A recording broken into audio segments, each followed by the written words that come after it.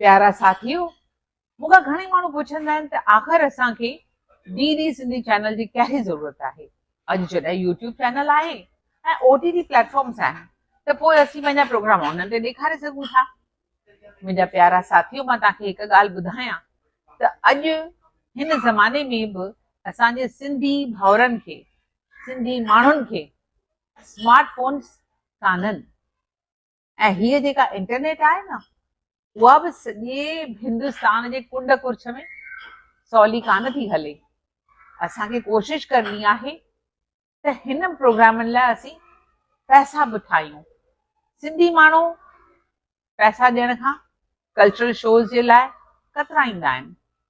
असांखे पंहिंजनि प्रोग्रामनि ॾेखारण लाइ पैसे जी ज़रूरत आहे ऐं उहा मिली सघे थी प्रसार भारतीअ जे हिकिड़ी चैनल ॾियण सां। छो जो भारत सरकार जे तरफ़ां सभई चैनल्स हलनि था ऐं उन्हनि खे पैसा त उहे ई ॾियनि था न। त पोइ असांजो चैनल जेकॾहिं शुरू थींदो प्रसार भारती जे तरफ़ां त उनजे लाइ प्रोग्रामनि जा पैसा बि उन्हनि वटां ई मिलंदा ऐं असांजो इहो मसइलो हल थी वेंदो।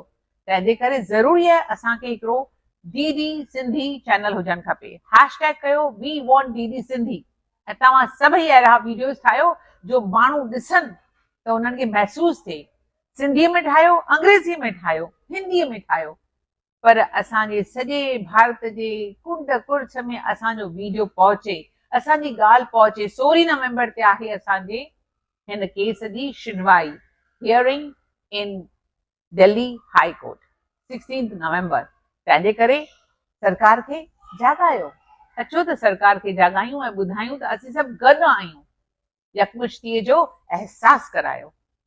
अचो त गॾिजी कमु करियूं। ट्विटर ऐं इंस्टाग्राम खे बि इस्तेमालु करियूं। सोशल मीडिया ज़रिए छांइजी वञूं सभिनी सिंधियुनि ते, हिंदुस्तान ते। ठीकु आहे न? जय झूलेलाल।